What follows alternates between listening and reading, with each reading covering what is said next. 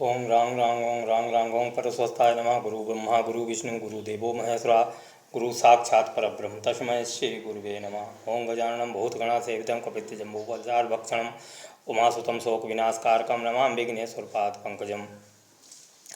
प्रथम शैलपुत्री च द्वितीयं ब्रह्मचारिणी तृतीयं चन्द्रघंटे चतुर्थकं पंचम स्कंदमाटे षष्ठ्यं कत्यायनी च सप्तम कालरात्रि महागौरी चाष्टम नवम सिद्धिदात्री च नवदुर्गा प्रकीर्तिता। मेरे प्रिय दर्शकों और साधकों, भगवान परशुराम साधना चैनल में आप सभी का स्वागत है।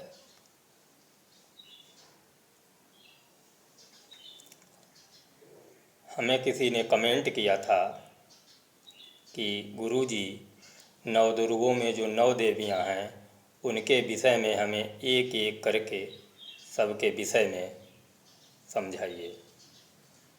तो 2 देवियों के विषय में पीछे मैं वीडियो बना चुका हूँ। प्रथम शैलपुत्री, द्वितीयम ब्रह्मचारिणी। आज मैं चंद्रघंटा के विषय में जो है बताने जा रहा हूँ कि भगवती का चंद्रघंटा नाम क्यों पड़ा। देखो, पृथ्वी पर हमेशा दानवी शक्तियों का जो है उत्थान होता आ रहा है, और जब वो वरदानी थे, जिस समय दानव ऐसे वरदानी थे कि उनका किसी भी अस्त्र शस्त्र से जो है वध नहीं हो सकता था, उस समय भगवती ने चंद्रघंटा का रूप धारण किया। तो चंद्रघंटा क्यों कहेंगे कि भगवती के मस्तक पर जो है घंटे का निशान था और हाथों में अस्त्र शस्त्र थे, और उन्होंने युद्ध में जो है घंटे की घोर टंकार की। घंटे की घोर टंकार से वो जो दानव वीर थे, जो राक्षस थे, उसकी भयंकर आवाज़ से जो है मूर्छित हो गए। इसीलिए भगवती का एक नाम जो है चंद्रघंटा पड़ गया। तीसरी देवी हैं चंद्रघंटा। और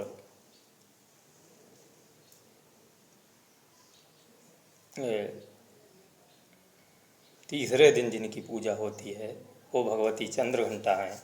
ये है इनके प्रकाट्य की कहानी। और इस वीडियो में मैं नवों देवियों के विषय में बता रहा हूँ। चौथी हैं भगवती कूष्मांडा। भगवती का नाम एक कूष्मांडा क्यों पड़ गया कि एक बार जो है भगवती ने अपने मुख से ब्रह्मांड को जो है जन्म दिया था।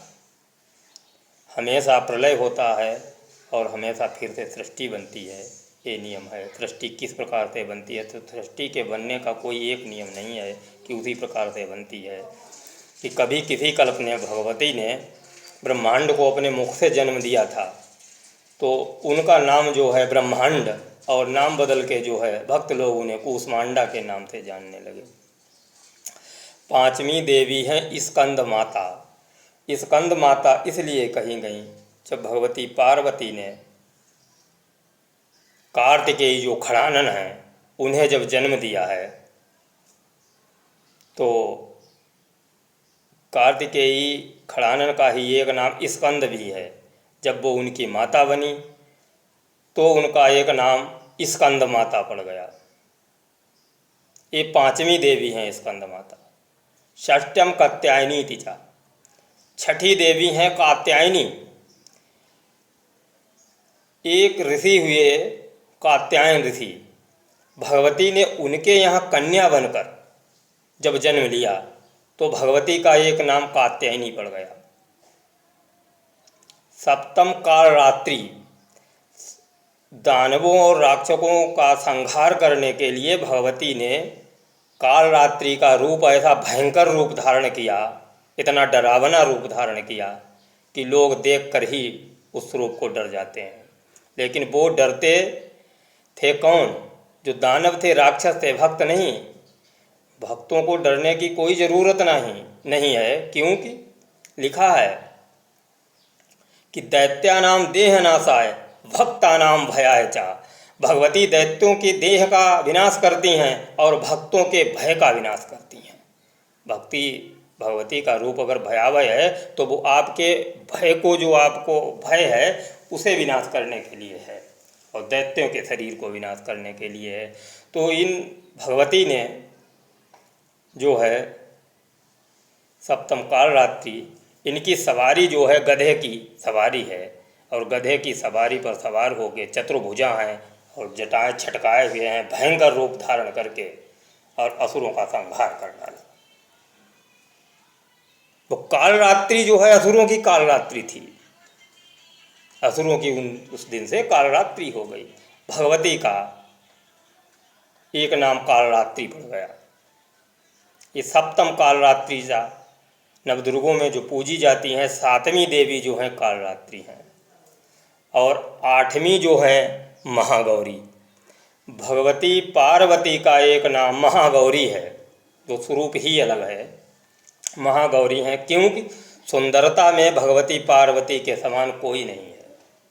महागौरी बहुत ज़्यादा सुंदर, उनके समान सुंदर में कोई नहीं है, इसलिए भगवती का एक नाम महागौरी है, स्वरूप है महागौरी का।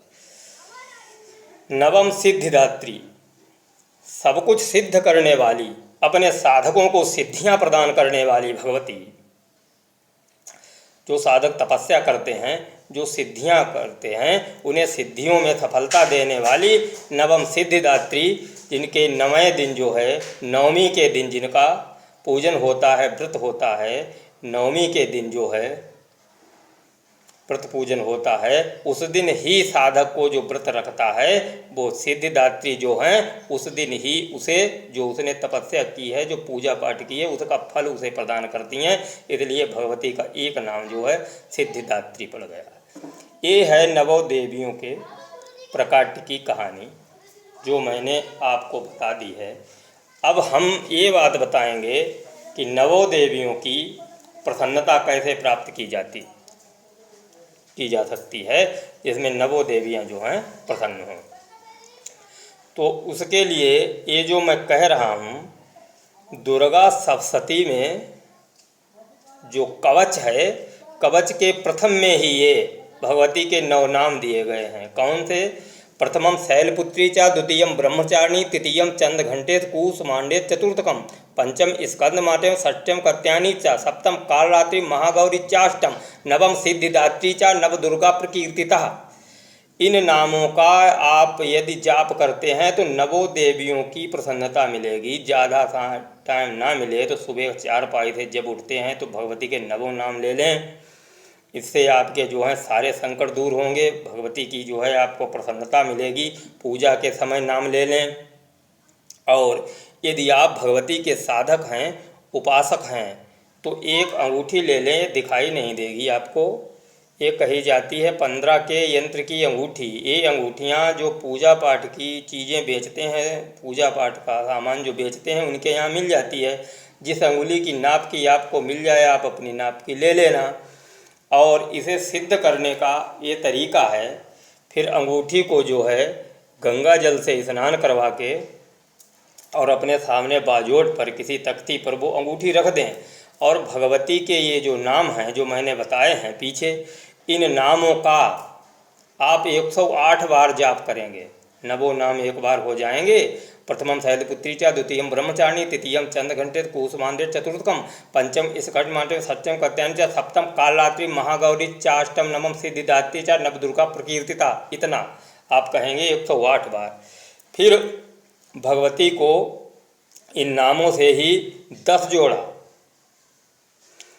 जोड़ा लौंग के देसी घी में बोर के अग्नि पर चढ़ाना है। उस समय आप जो है जब 10 जोड़ा चढ़ाएंगे तो अंत में स्वाहा लगाकर चढ़ाएंगे। कैसे?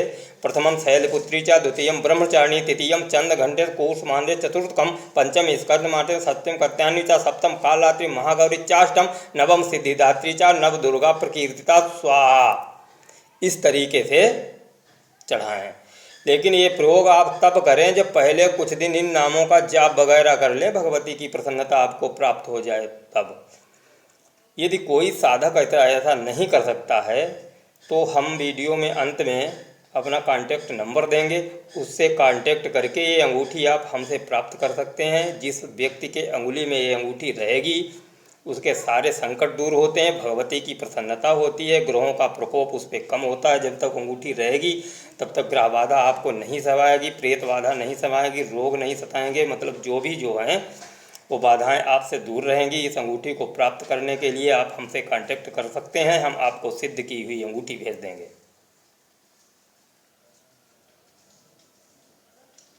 ये है, और मैं भगवती आदिशक्ति से प्रार्थना कर रहा हूँ हमारे समस्त दर्शकों पर और समस्त साधकों पर, हे जगत जननी जगदम्बे अपनी कृपा बनाए रखना। और हमारा कांटेक्ट नंबर है 94 55 97 30 38। इस पर आप कॉल कर सकते हैं, कुछ भी पूछ सकते हैं। इसके अलावा और भी कुछ जानना चाहते हैं, आप पूछना चाहते हो तो इसी प्रकार आप भी कमेंट कर सकते हैं। हम कमेंट पर वीडियो के द्वारा आपको जो है शंका समाधान करेंगे, जानकारी देंगे।